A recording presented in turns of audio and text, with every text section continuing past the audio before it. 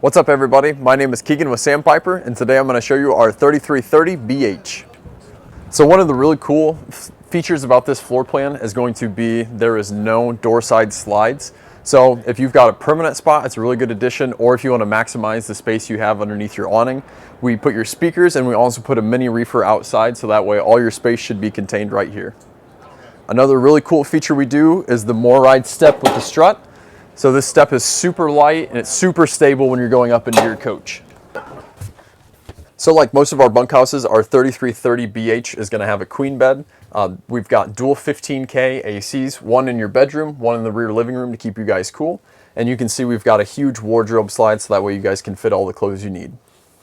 So the Sandpiper 3330 also has a one-piece shower, a porcelain foot flush toilet, and we do a nice under-mounted sink. So in the main living room slash kitchen of the 3330, you've got your entertainment wall with your fireplace and sound bar. You've got a 17 cubic foot reefer. You've also got your over the range microwave, and you've also got a booth dinette that will fold down into extra seating, complemented by a pull-out couch.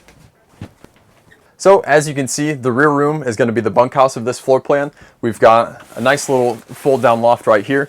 This will actually fold into a seat, and then you've got an extra loft for either sleeping or storage. And this goes perfectly with the little bathroom underneath with exterior access. So this bathroom is really cool. It's actually got a shower with a little tub for your little ones.